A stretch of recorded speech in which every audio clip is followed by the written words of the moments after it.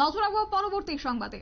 কল্যাণপুরে ঢালাই সামগ্রী বোঝাই গাড়ি উল্টে খাদে পড়ে গেছে, এমনটাই ছবি আজ ধরা পড়েছে।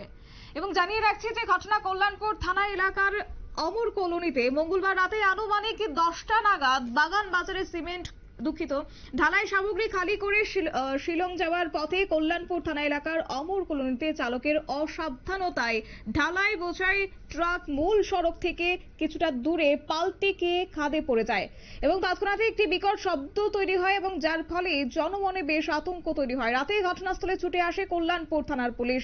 ঢালাই বোঝাই গাড়ির সামনের অংশের বেশ খানিকটা ক্ষতি হয়েছে, যার গাড়ির নম্বর AS01SC 4684 নম্বর। আহত হয়েছে চালক আসাদুল হক, বয়স আনুমানিক 30 বছর। কি রয়েছে বক্তব্য শুনুন।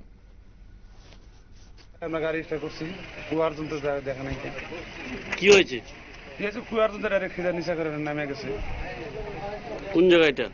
এটা নামটা জানতো কি আমরা জানি না। অমর কলোনি শিব মন্দির আছে, শিব মন্দিরের সামনে। কেউ ব্যথা পেয়েছে? হ্যাঁ, ব্যথা সাথে পাইছে, কিন্তু ড্রাইভারের কালকে পুলিশের ডরে পাবলিকের ডরে কোনায়, কিন্তু রাত্রে যেখানে আমার বগলে শুয়ে আছে সেখানে কইছে ভাবছি রাত্রে তো আমরা ছোট গাড়ি। আপনারা শুনলেন সংশ্লিষ্টের বক্তব্য এবং এই গাড়ি উল্টে যাওয়ার ফলে কার্যত প্রাণে বেঁচে গিয়েছে গাড়ি চালক, তবে তিনি আহত হয়েছেন এবং আজ বুধবার সকালে ঘটনা প্রত্যক্ষ করতে পারে মানুষের ভিড় জমে যায় অমর কলোনি এলাকায়।